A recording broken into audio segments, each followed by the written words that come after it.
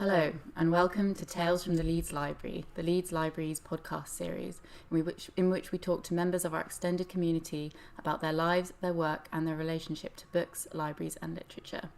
To celebrate the launch of our first series, this episode is streaming live from the old Librarian's office here in the Leeds Library. Founded in 1768, the Leeds Library is the oldest surviving subscription library in the UK, and throughout this series we'll also be diving periodically into the library's rich history to find out what makes us and our members one of the most interesting and unique cultural institutions in Leeds and the UK.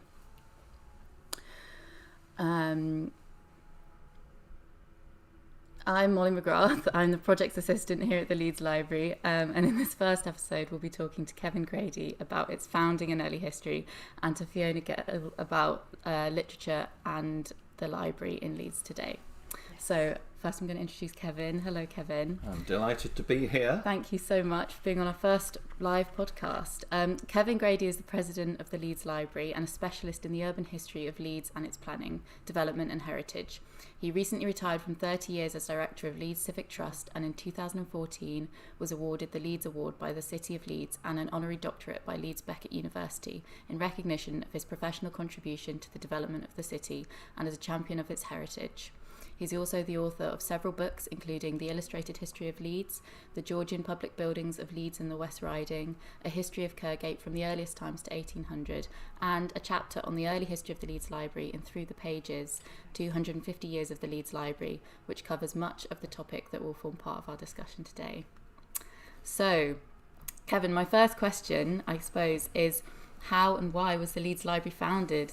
It's quite broad, but I want to know who was involved. Well, would you like the 1 hour answer or the 5 minute one? Yeah, I mean, the short answer is the Leeds in the 18th century was the 7th largest town in England, and it had become extremely prosperous because of its connection with the cloth making industry. So that Leeds, by the 1760s, was dominated by an elite of very, very wealthy cloth merchants. And what used to happen was that clothiers in the West Riding made cloth, woolen cloth on a handicraft basis out in the villages and hamlets of the West Riding and in the parish of Leeds itself.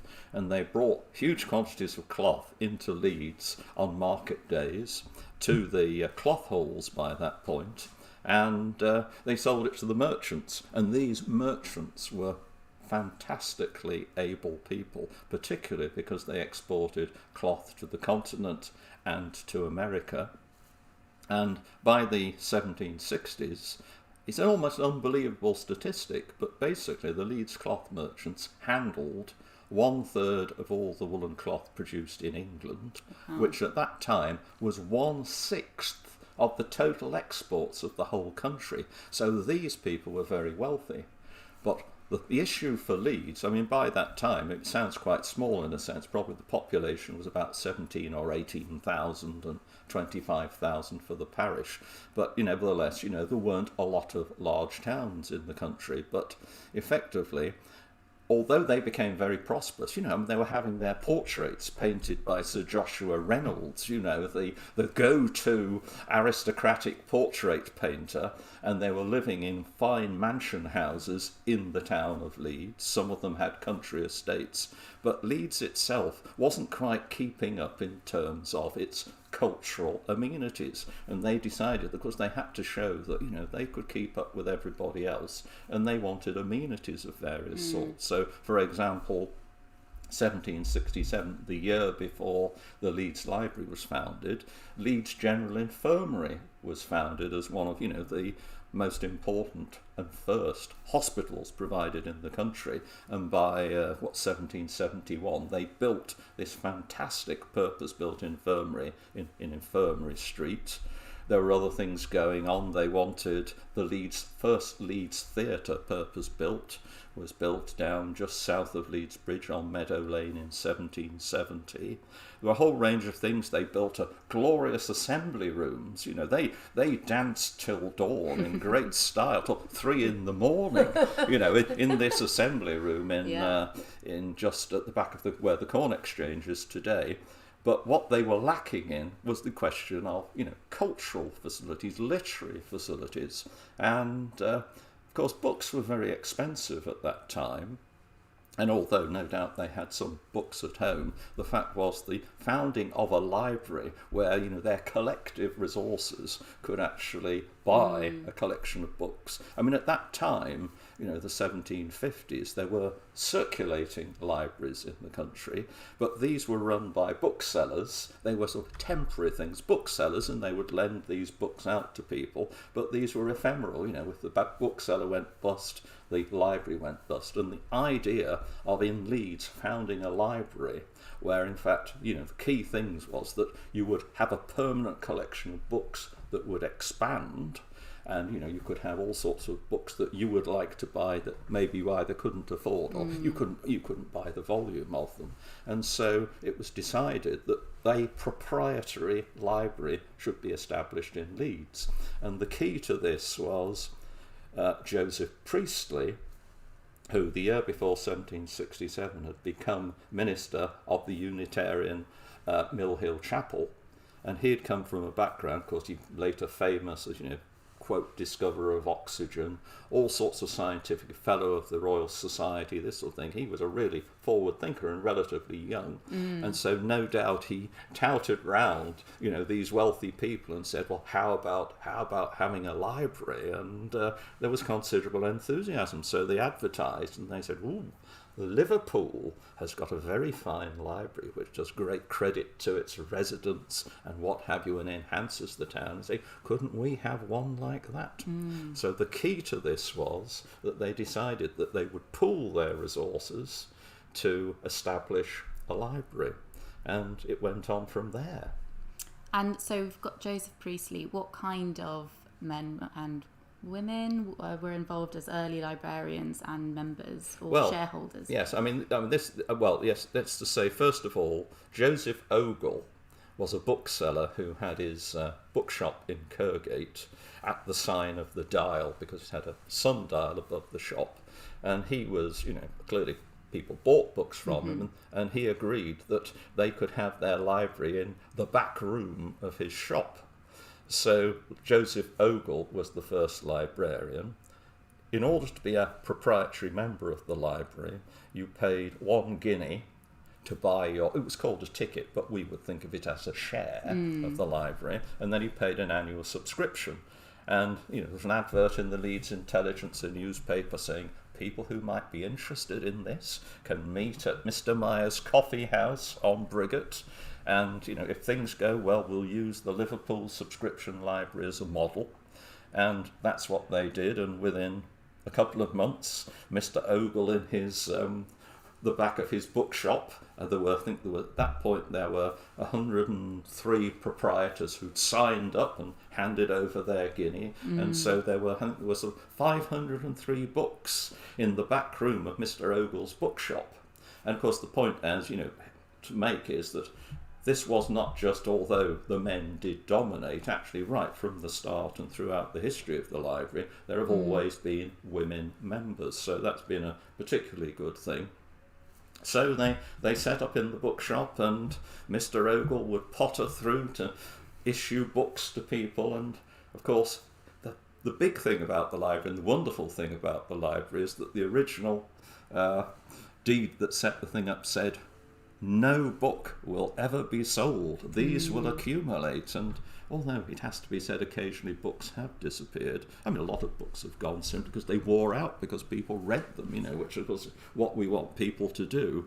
But effectively, the books accumulated, and we have got the periodic lists of what the collection contained and what have you. So we went from having 503 books in 1768, and this table, this is fantastic. Yes. The table we sat at, it's got a brass plate on it somewhere which said that this was presented to the library, and presumably the committee of the library sat round this table, and indeed for many years, even until certainly the last 10 years, this has formed one of the tables which the committee, which is rather large now, has been sat at. Jane, the librarian, was telling me that this table was presented to the society before they even had a building. Well, exactly. So. Well, exactly. That's right. Because we had books and we had a table. Yes.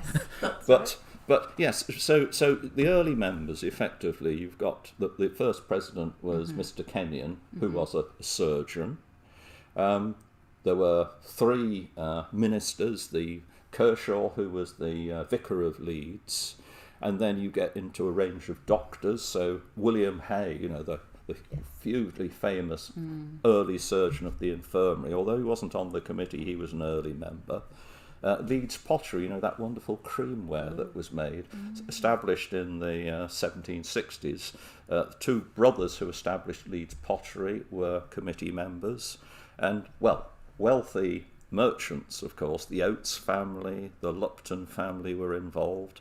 I particularly like Jeremiah Dixon, who, at the time we had just formed the library, he'd just sold his house, wonderful mansion house next to Holy Trinity Church on Ball Lane. He just sold it to his partner Thomas Lee, and he had bought Gledhow Hall. And of course, you think about the Gledhow Valley and this wonderful, Turner did a wonderful illustration painting of Gledhow Hall on the hilltop, surrounded by this wonderful wooded estate with its wonderful walks. This is the category of member. We had solicitors, lawyers, those sort of people, industrialists. I mean, the Charles Brandling, who founded Middleton Colliery and the Middleton Railway, he was the one that had Joshua Reynolds knock up his portrait, and tremendously wealthy. So industrialists, professional men. But these were, these families continued as members of the library. In later years, you got the Becketts and the Baines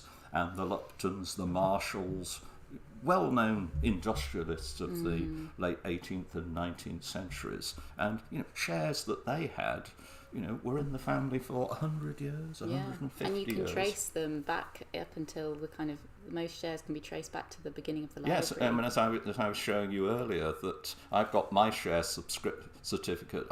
I was, until we became a charity, shareholder 165, and you can trace back mine, having been owned by solicitors, tanners. I mean, the point, of course, is that shareholders, there were 500. It was set at a limit of 500 by the 1820s, and the thing was that this was your personal property. You owned 1/500th of the assets of the library, and it could be inherited by your family, or, as we see somewhere in the main room, we've got the board saying shares for sale, and basically, you could buy one, and if you died, there's some wonderful adverts for people saying, Mr. So-and-so has died, there's going to be an auction of his assets, sort of 24 crates of bottles of the finest Madeira and his share in the Leeds Library. So, the thing is, it started off as 1 guinea to buy a share. Of course, the books increased. By the time we've got to about 1800, the library's got about sort of 7,000 or 8,000 books. By the end of the 19th century, I think it's 60,000 books.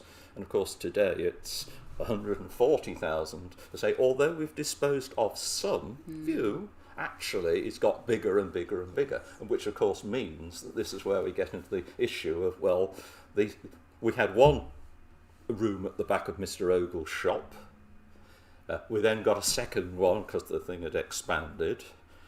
He died in about 7 years after we were founded, and his daughter, Mary Ogle, or Mary Robinson, became librarian, and she was librarian for the next 37 years.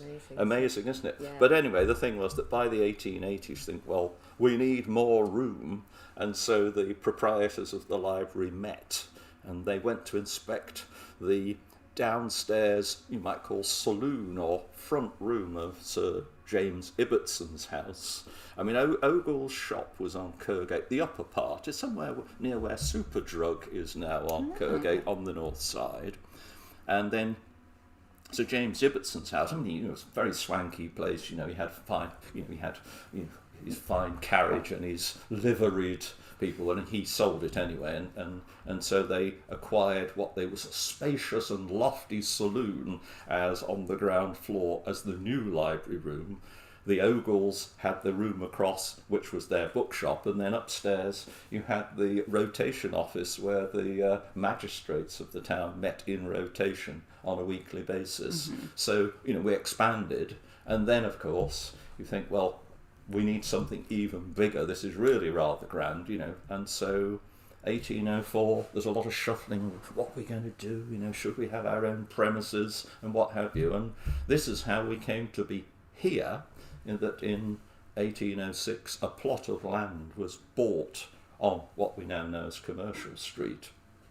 And the thing there was that, of course, this desire for elegancy and life, the 1860s, that is, merchants had lived cheek by jowl with, the ordinary people of Leeds with their mansion houses on Briggate or Boar Lane or Kirgate or just south of Leeds Bridge, and they decided that Leeds had got so much busier that they wanted to a bit of social segregation, I suppose we'd call it, and so the development of the Park Estate from the Park Road, Park Place, Park Square, and what have you. So there was wonderful residential development with large squares out that way, and also Albion Street was created as an entirely residential street in the 1790s.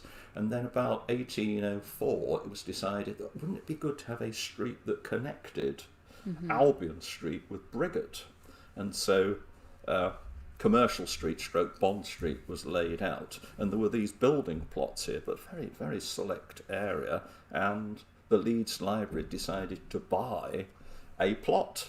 And of course this plot is what the Leeds Library is on today. He recruited Thomas Johnson as the architect for the building, and this slightly restrained neoclassical style, which it's amazing how he managed to fit such a nice building on a relatively shallow plot.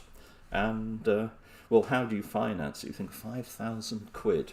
The point is, at that point you could buy a back-to-back house for £50. So £5,000 was a lot of money. So they touted around their members and said, well, would you like to buy a £50 bond, interest bearing, in the Leeds Library, which we would repay over a period of time? And so happily 98 people said yes, and Leeds General Infirmary decided, for some reason, of course there were a lot of doctors involved in the library, they decided they'd buy 2 shares. So that £5,000 paid more or less for the erection of the front of this building, so the main room. But the great thing, and why have we survived? We've survived because they had the foresight to say, because they were commercial men, basically, and women, and saying, well, actually, if we had shops on the ground floor, we could get the rent from those, and that would help finance things. And, of course, today we get half the rent from the shops on the ground floor of the building, which, of course, we own. And that has meant that, whereas a lot of subscription libraries, we always say we are the oldest surviving subscription library or proprietary library of its type in the country, and we have survived for that length of time, basically, above all because of the rents, the foresight of saying, let's let the ground floor. And so we came here. So we moved into this building, and of course originally it wasn't this big, but because the collection kept being built up over time, there had to be a new room added on. So this is the new room. Yes. So this was added on later. And I really like how the collection and the library has been so influenced and shaped by these characters throughout its history, and it still is, and the collection reflects that, because it's been, most of the early books were donated by members and subscribers at the time, and the collection has continued to grow through member recommendations. So it really has been shaped by the people and the members who have been part of it over the years. Well, very much so. I mean, one of the privileges of being a member of the library was that you could nominate a book, to be, I mean, I have to smile at this really, you sort of say, well, you would suggest a book and it would be written in a book saying, I would like the library to buy so-and-so, and then the general committee would decide whether this was suitable. And clearly something squeaked through because there was a resolution at an annual general meeting that 3 books, one written by a Frenchman, were definitely not suitable and they should be destroyed. And somebody wrote in the minute book when the trustees weren't there saying, we hope you will not follow this ridiculous instruction. And we're not quite, well, I've searched hard for these books and we don't know, well, I think they were still here about 30 years ago, but they were rather exciting, or a bit risque by the standards of the time. But no, you're right. I mean, the thing about the collection is that we started off with, you might say, it was a sort of more or less on the lines of a gentleman's library with the standard works of literature that you might buy. And then by 10 years later, when we look at the catalogues, it's probably about 2/5 is literature, the writers of the day, the sort of the Fieldings, Lawrence Sterne, Tristram Shandy, Gulliver's Travels, the Arabian Nights. Now, the Arabian Nights could be a bit racy, I think, but anyway, it was those sort of, Voltaire's works in 35 volumes, whether that would be so exciting. But the thing was that the chief attraction for the members was that this was an age of discovery in science, in exploring the world and things, and we still have the most wonderful books about voyages of discovery, about natural history, wonderfully illustrated. We have books about science, travel. Literature was about 2/3 of what we've got. And mercifully, another 2/3 would be the geography, the history, the antiquity, those sort of things, natural history. Mercifully, our collection of books on theology. Actually, we have got quite a large collection, but that was acquired in the Victorian period, particularly when Dr. Hook and the High Church Party had got a bit of a grip. So are they in store, Fiona? I think they're at Mill Hill. Yes, well, yes, appropriate. They're Mill Hill. We've always had a very strong link with Mill Hill Chapel, right from Joseph Priestley's days. So, but it's always worth saying, as you say, the collection, and we've got this wonderful collection of 8,000 Victorian novels. I mean, one of the great things is it's not that our book collection starts in 1768, because I think our oldest book is 1483, Sir John de Mandeville's Travels in the Holy Land. We actually think he probably didn't go to the Holy Land, but you don't let that worry you. But it sort of, it goes from that, and I mean, just over there, I think we have we have our Civil War tracts. We've got about 560 tracts, and you can open these and you think the speech as Sir so-and-so, so-and-so went to the scaffold. What did he have to say? Some of them are handwritten. It's amazing to leaf through these things. And then we have the Reformation tracts. This is time of Martin Luther, and unfortunately most of them are in German, which is a bit of a problem. But the fact is that we've always collected special things as well as the literature of the day, and so they are in the collection. I still think about we've got.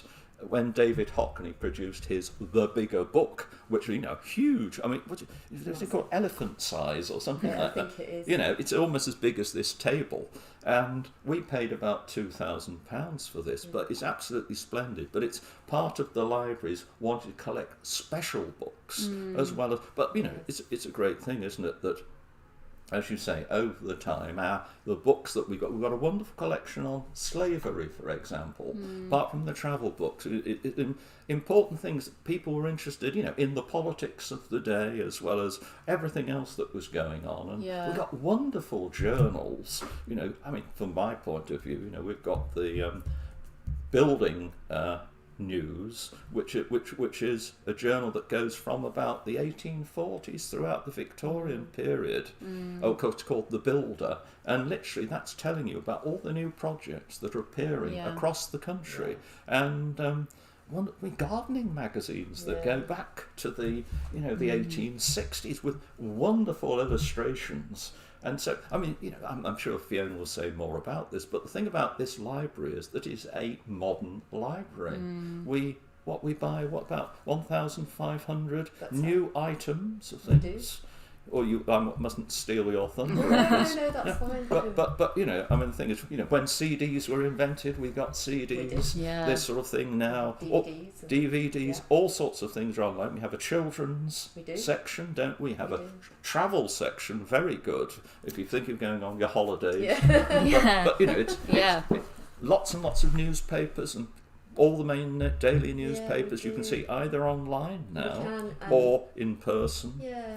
And in that way, the collection is a sociological record of the reading interests of Leeds. But that brings us quite nicely up to 1988 when you first joined the committee. Correct.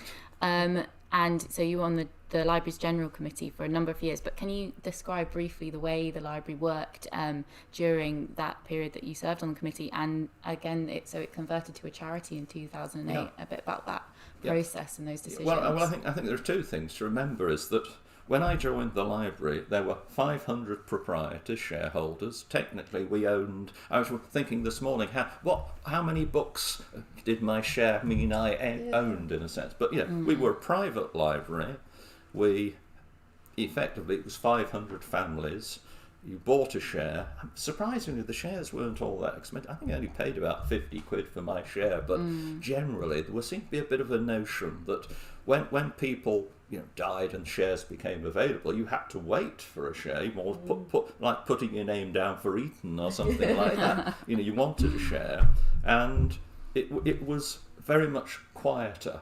Things were done in a very nice way, but it was quite formal, in meetings it was Dr. Grady and Professor so-and-so and Mrs. so-and-so and this sort of thing. So it wasn't as relaxed as it now is, and of course it's great now, isn't it, because you can feel very much at home in the library, but it was quite formal. And, it was really a relatively closed institution. Very few people knew about it. I mean, this is one of the things these days, isn't it, that that anybody who has not been into this building and seen the library, they walk through the door and their jaw drops. Every time. It's absolutely astonishing. Yes. And people, I've walked past that door down Commercial Street for the last 30 years and I had no idea what was. I mean, I brought some. Well, I'm sorry, I must go back to your question. but things were comparatively formal. It was a very nice institution to be part of. But the fact was that I think that of the 500 shareholders, I suspect that at least 200 virtually never came into the library, and they thought, if I own a 500th of that, should it close down, I might get a nice sum of money. So the point was that we wanted to open it up to more readership. We wanted more of the general public to begin, and all that sort of thing. And so I think in about 1991-ish, something like that we decided that we should have associate members. 1991. And so we decided that we would open it up to 150 people. And of course the worry was, will this change the ambience of the library? Get another 150 people, they might actually start reading lots of books and causing trouble.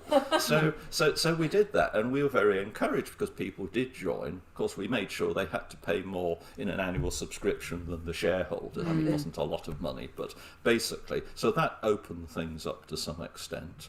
But we were very conscious that really for a library of this quality, I mean, people could come in to do research. We didn't sort of push people away, but we wanted people to feel welcome. And so in, as you say, 2008, we decided that actually we should open the library up fully and convert it to being a charity.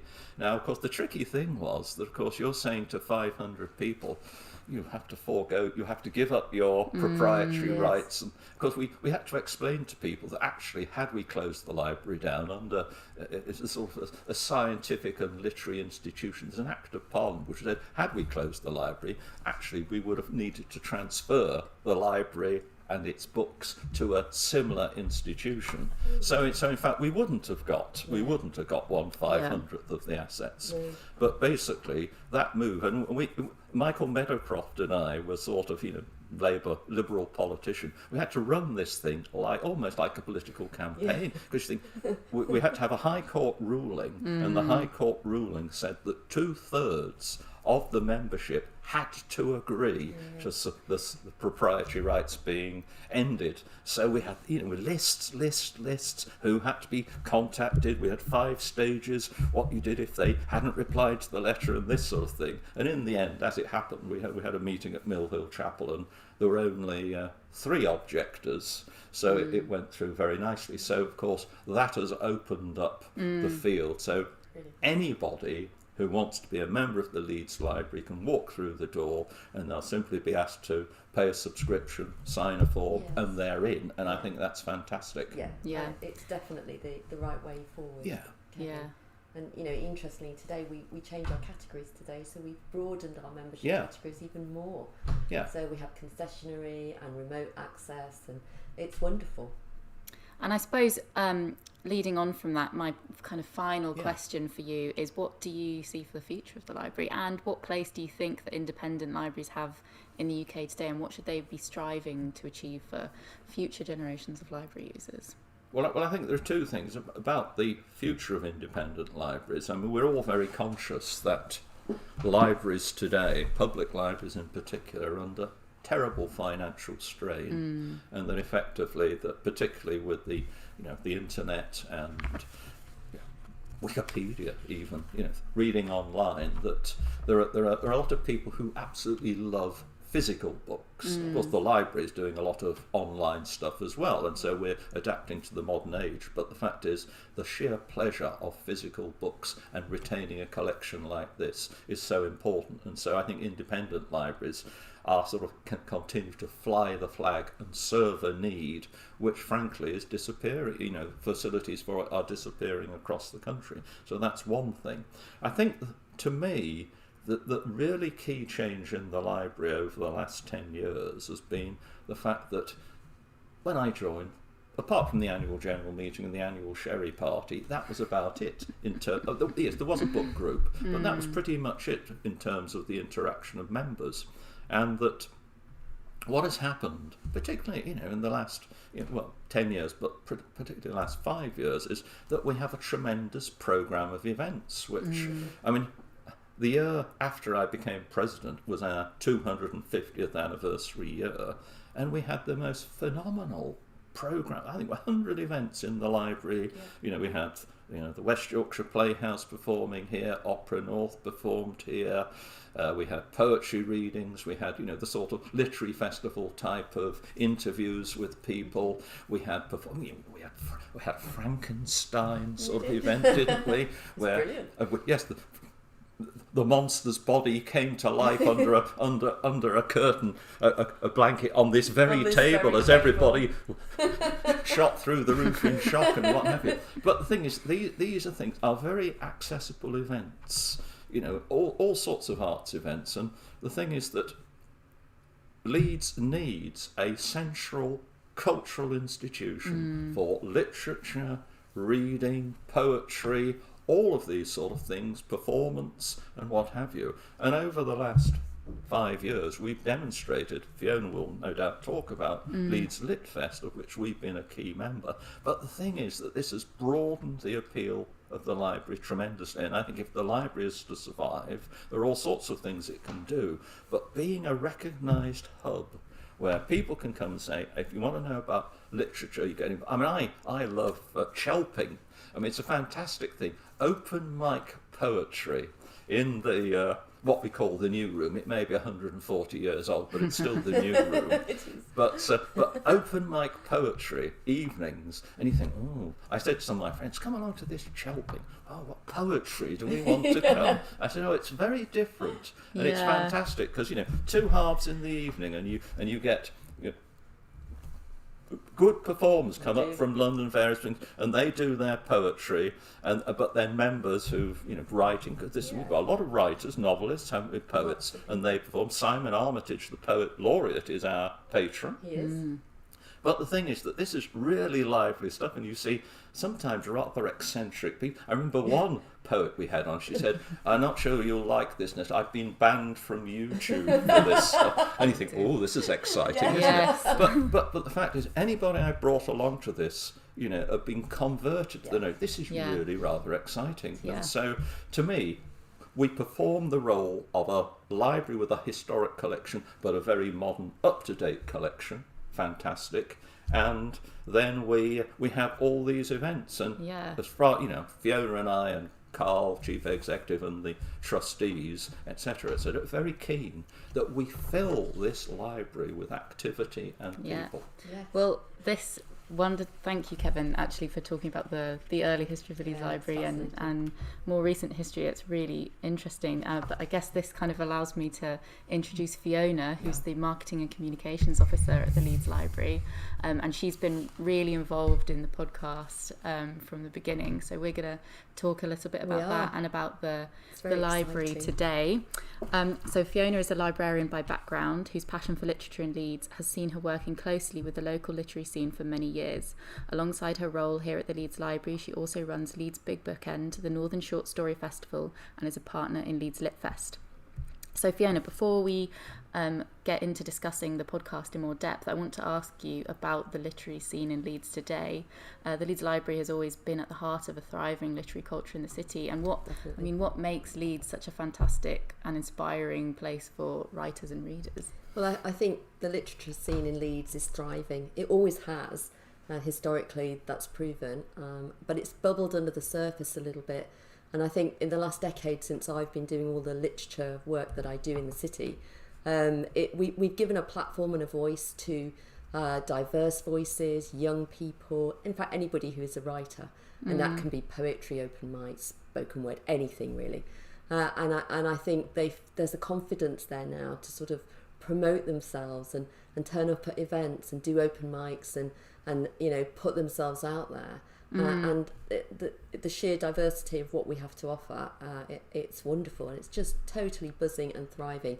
And I think once a year, the culmination of that is Leeds Lit Fest. As Kevin's already said, and the library was one of the founding partners of that and a principal partner.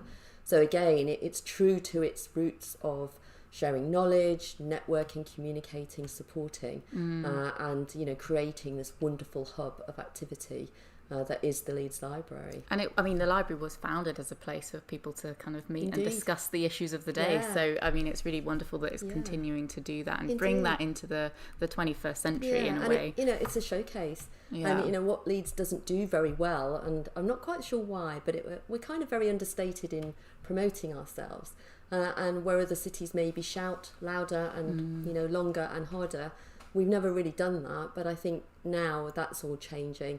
And I think, Leeds, it should be rightly proud of its literary heritage and its future, because that's what it's all about. It's inspiring the young people coming through and, giving them ways of expressing themselves.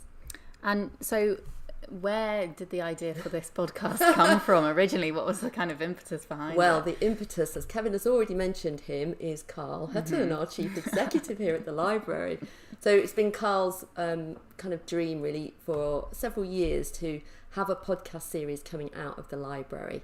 Because it's a fantastically popular medium. It's very accessible. People can listen to their podcasts whenever and wherever they want to. And really critically, the library has so many tales to tell.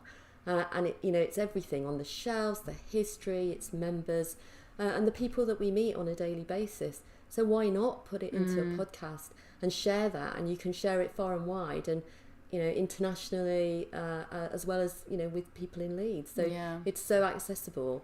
And hopefully it will allow people to engage with us in a different way. Yeah, and that does really fit into the library's recent programme of work that is really kind of trying to fit into the contemporary culture of the city. So what kind of you've talked a bit about Chelping. Yes. What kind of events do we kind of have? Well, Kevin has alluded to them broadly, and Chelping in particular. And if you're interested and want to see what Chelping's all about, this Friday we have the internationally renowned Joelle Taylor, who opened our first Chelping event, which Kevin was at and I was too. And she's just fantastic. And she's back here at the library at 7:30 on Friday. So come along and taste Chelping. But also, you know, we've had live theatre quite regularly, and we tend to go for sort of quirky events. And our next live theatre performance is Nunkey Theatre coming back to do some of their M.R. James story portrayals. And they're fantastic, and they go so well in the library because of the atmosphere here as well. And Robert Parry is just a brilliant performer. And so that's coming up soon. And as another example, we have the Independent Libraries Association Conference at the end of September, where our 30 fellow library institutions, 30 or so, probably more than that now, are coming here to talk about all things independent libraries. So that's just a small snapshot of what's coming.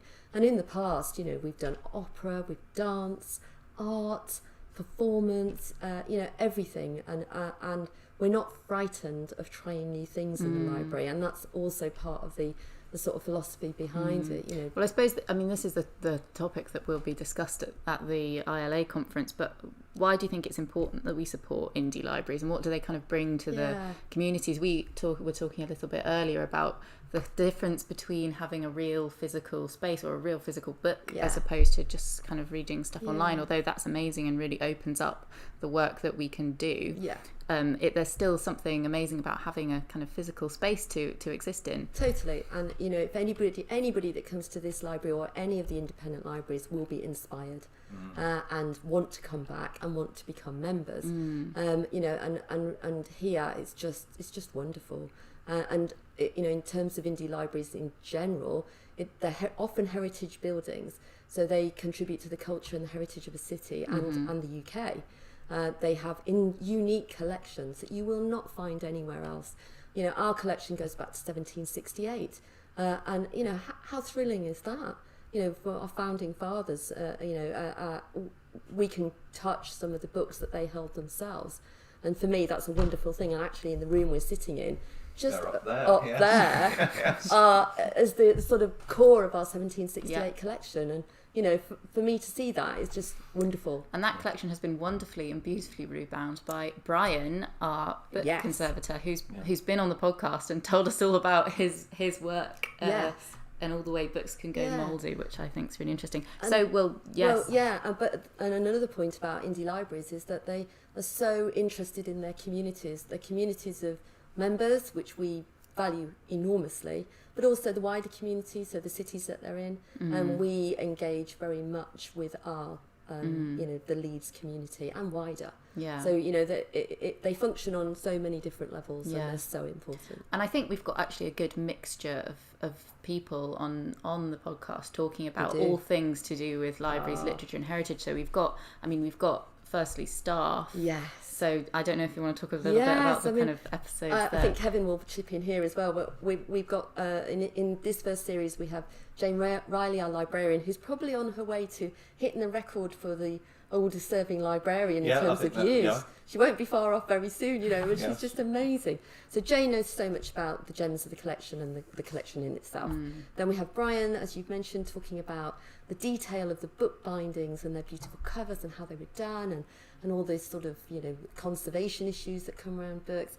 And then we have Anna Goodridge, our assistant librarian, talking about the ghost of the Leeds Library. And I'm not going to say any more because it is a thrilling and fascinating story, and you've got to listen to that. I think that one will be coming out around Halloween kind of time, to coincide with Halloween. I think that's wonderful. And then, you know, we move again back into the indie libraries discussions, and we've got Louisa Yates, who's the Director of Collections and Research at Gladstone's Library, talking about everything to do with indie libraries and why they're important.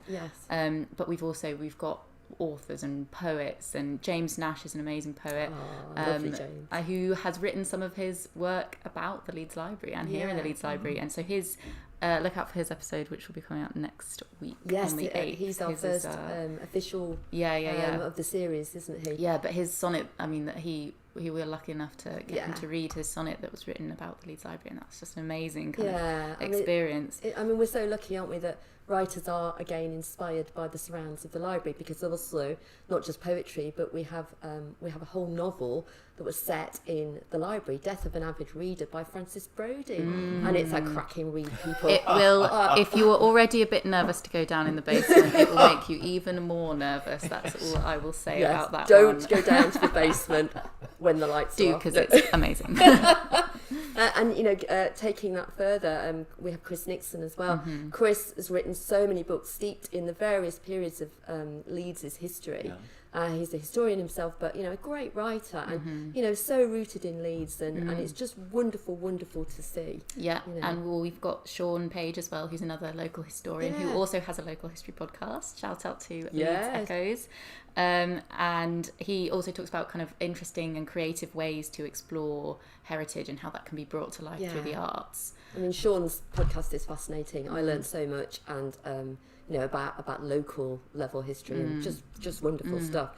And then to continue the history theme, we have the wonderful Joe Williams from Heritage Corner, who just will tell us so much about Leeds Black history, and he's so engaging and entertaining and knowledgeable. I've learned so much from Joe. And equally with Emily Marshall, one of our members who also wrote a book here in the Leeds Library, American Trickster, and we talk a bit about that and her work with Remember Olawale, which is a charity here in Leeds, and also Carnival. Leeds Carnival, that was really exciting. The oldest West Indian carnival in the UK is in Leeds, so that was actually really one of the most fascinating conversations I've had in maybe ever. And then also we've got Ruth Robbins on, who talks about her work with the Victorian collection here in the library. So she has written amazing books on Victorian fiction and feminist literary theory. We talk about her book Literary Feminisms, and it's all kind of tied to the history of the library and the so Victorian. She's one of our trustees, so it's wonderful to sort of explore so many different facets of the library community, sort of internally and externally. And I think I'm very proud of this first series, and I think both Molly and Jack, who's behind the scenes here, should be very proud as well, because you've done a fantastic job. Wow. Well, I mean, that remains for me to say thank you so much for you, Fiona, and thank you, Kevin, for talking about the library. Can we just add one thing? Of course, we will feature on TV soon, won't we? Yes, and not to forget that we are one of the featured locations, filming locations for A House Through Time, which is the this series episode is going to be set in Leeds. And that airs on BBC Two at 7:30. Oh, I'm not sure, on September the 7th anyway.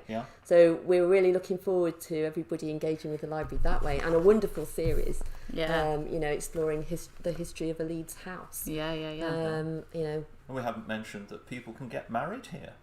Do you know, we haven't. Yes. People frequently do. And people do, So yes, I mean, that's another facet of the library that people probably don't even know about. We should do a podcast about weddings. We should get someone who's got married in the library to come on the podcast and talk about it. That's a good idea. So. And I think before we sign off, we have to say thank you to Jack as well. Thank you so much to Jack, who has been working behind the scenes, sorting out all of the tech, and just could not have done this without him. So thank you very much, Jack. Thank you, both of you. Oh, it's been a pleasure. Thank you, Molly. This has been really wonderful. So, I mean, links to more information about our guests and any work talked about can be found in the description. If you'd like to find out more about the Leeds Library and any of our upcoming events, please visit our website at www.theleedslibrary.org.uk, or you can follow us on Twitter, Instagram or Facebook at The Leeds Library. Thanks again for listening, and keep your eyes and ears peeled for more episodes of Tales from the Leeds Library in our future podcast episodes released every Wednesday. Trying again. That's great. That's wonderful. Thank you everybody for listening. Thank you. Fab.